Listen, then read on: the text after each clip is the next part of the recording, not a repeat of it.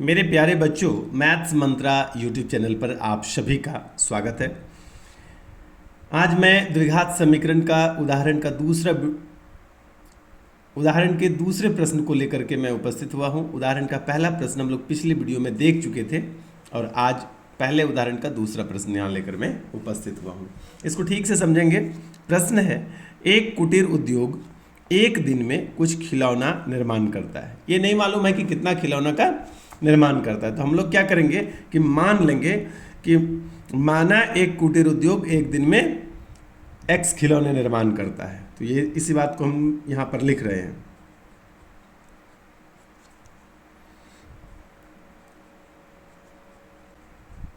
एक दिन में निर्माण किए गए खिलौनों की संख्या। एक दिन में कितना खिलौना निर्माण करता है? खिलौनों की संख्या। तो ये संख्या कितना है? मान लेते हैं कि x है। ठीक है। अब आगे प्रश्न में क्या कहता है कि प्रत्येक खिलौनों का मूल्य, ये संख्या है एक दिन में जितना निर्माण कर रहा है। अब खिलौनों का मूल्य कितना है? तो प्रत्येक मतलब एक खिलौने का मूल्य, प्रत्येक खिलौने का मूल्य मतलब एक एक खिलौने का मूल्य जो है, प्रत्येक खिलौने का मूल्य क्या है? मूल्य 55 में से एक दिन में निर्माण किए गए खिलौनों की संख्या को घटाने से प्राप्त होता है।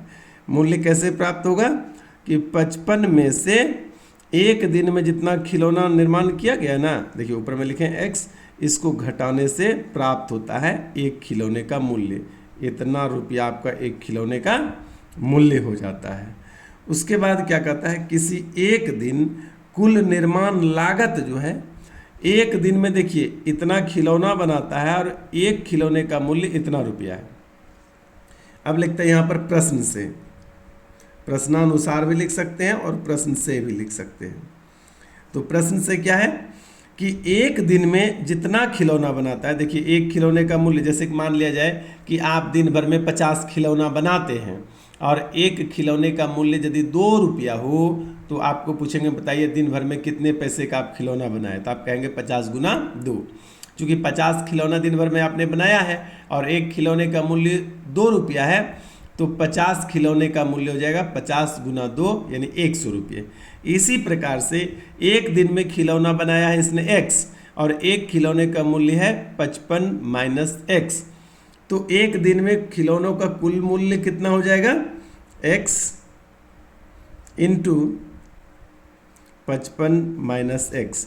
ये हो गया टोटल खिलौने का, जो एक दिन में जितना खिलौना बना है उसका मूल्य। और ये रुपया में भी दिया हुआ है। कितना दिया हुआ है प्रश्न में? 750 रुपया।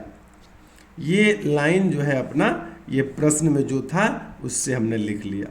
ये घेरना नहीं है, लेकिन मैंने यहाँ बताने में घेर दिया। अब क्या करेंगे, इस x को 55 को भी गुना करेंगे, इस x से x को भी गुना करेंगे। तो x गुना 55 करेंगे तो कितना हो जाएगा? 55x, और x गुना माइनस x करेंगे तो क्या हो जाएगा? Minus x square. और ये 750 को बाईं तरफ कर लेंगे तो हो जाएगा माइनस 750। जब साइड चेंज करेंगे, बराबर से दाहिने से बाईं ओर करेंगे तो चिन्ह उल्टा हो जाता है, तो प्लस से माइनस हो गया, इधर कुछ नहीं बचा, 0 हो गया। अब हम लोग एक बार इसको सीधा कर लेंगे और माइनस को कॉमन भी कर लेना चाहिए। पहले सीधा कर लेते हैं, एक्स स्क्वायर और प्लस में 55x और माइनस 750 इज इक्वल टू 0। इसके बाद क्या है कि माइनस को कॉमन करना है, तो माइनस को कॉमन करेंगे तो बटे में 0 हो जाएगा, तो उधर 0 ही हो जाता है, तो सिर्फ हम लोग प्लस कर लेते हैं इसको। एक्स स्क्वायर हो गया और चिन्ह इसका हो जाएगा माइनस में 55x और ये चिन्ह हो जाएगा फिर से प्लस में 750 और इज इक्वल टू 0। ठीक है।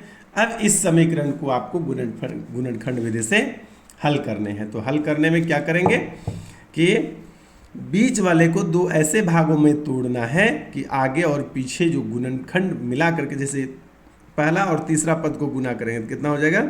750x square. ठीक है। अब आपको 55 को दो ऐसे भागों में तोड़ना है जो जोड़ने अथवा घटाने पर 55 हो, और यदि उन दोनों संख्याओं को जो तोड़े हैं 55 को गुना करें तो पहले और तीसरे पद के गुणनखंड के बराबर हो जाए। तो क्या आएगा, तो 55 का 2 गुणनखंड हो जाएगा 25 और 30। लिख कर दिखाता हूँ, जैसे एक्स स्क्वायर करेंगे और यहाँ पर लिखते हैं -30x और -25x। तो इस दोनों को जोड़ेंगे तो हो जाएगा -55x। यदि इस दोनों को गुना करेंगे तो ये हो जाएगा 25 × 75, एक जीरो है यहाँ पर तो जीरो लगा दिया, और x गुना x स्क्वायर। यही मैं कह रहा था कि दोनों पदों का गुणनखंड कितना होना चाहिए, आगे और पीछे वाले गुणनखंड के बराबर। अब जो लास्ट में ये है इसको जस के तस छाप देते हैं, प्लस में 750 है लिख दिए और ये हो गया 0। अब क्या करेंगे कि यहाँ पर से x कॉमन कर लेंगे, तो यहाँ 2x है, x गुना x यानी x स्क्वायर, तो इसमें एक x बाहर निकाले तो एक बच गया, और इससे जब x बाहर निकाल दिया तो यहाँ पर सिर्फ -30 बचा है।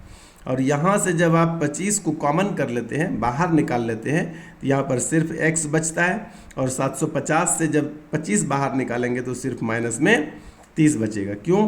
क्योंकि यहाँ पर माइनस निकाले हैं तो ये प्लस बन जाएगा माइनस। अब बराबर 0 है तो 0 दे दिए। ये दोनों को हम लोग क्या करते हैं कि एक साथ लिख लेते हैं। एक साथ का मतलब हुआ x - 30, दोनों मिला करके एक साथ लिख लिए, और इधर जो बचा है x - 25 इसको एक साथ लिख लेते हैं, इतना बराबर 0। अब क्या है कि या तो पहले पद बराबर 0 हो जाएगा या दूसरे पद बराबर 0 हो जाएगा। तो या तो हम लिखेंगे कि x - 30 = 0, और या फिर लिखेंगे कि x - 25 = 0, या अब बोलेंगे कि x बराबर या 30 हो सकता है, या फिर x बराबर कितना हो सकता है, 25 हो सकता है। तो x का हमारा 2 मान निकल करके सामने आता है, 30 और 25। आपसे पूछा था कि उस दिन निर्माण किए गए खिलौनों की संख्या ज्ञात करना चाहेंगे। तो उस